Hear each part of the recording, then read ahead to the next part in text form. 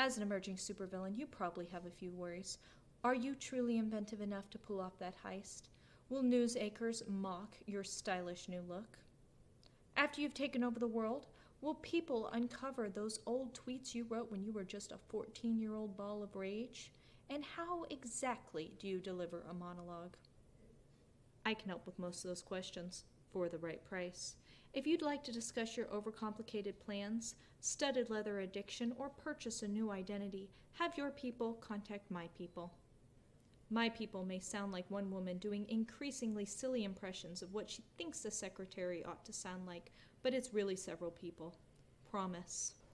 To all my loyal listeners out there, I am willing to reward your follows and likes. Here is the best way to take your monologues from snooze-fest to nightmare-inducing.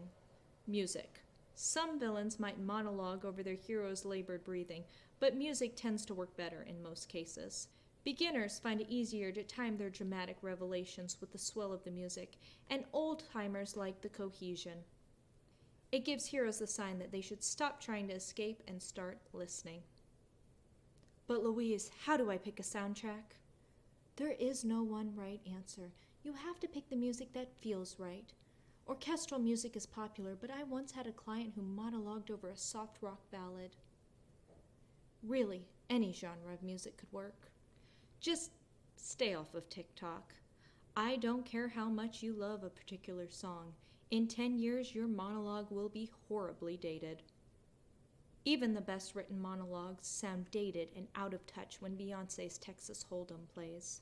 There is nothing wrong with the little Beyoncé during your final showdown, but try to pick a song that hasn't been used in thousands of funny cat videos. If middle schoolers perform strange, choreographed dances to your song, pick a new one. And don't even get me started on that creepy music that plays in all the videos these days. One day you'll show a compilation of your best delivered monologues to your evil apprentice. Do you want him to die of secondhand embarrassment before you ever get a chance to betray him? After you've chosen your song, play around with it before the big day. Consider slowing it down or putting it into A minor for added creepiness. It should be soft enough that the hero can focus on your words, but loud enough that they aren't distracted with trying to figure out which song it is. A lot of villains choose wordless songs for this very reason. You may also want to look into having an extra stereo on hand, just in case the hero breaks your sound system. Most importantly, pay your usage fees. Even villains don't violate copyright willy-nilly. The fastest way to gain a new enemy is to use an indie artist's song without giving them credit. That could kick off a pretty interesting enemies to lovers arc, so choose wisely.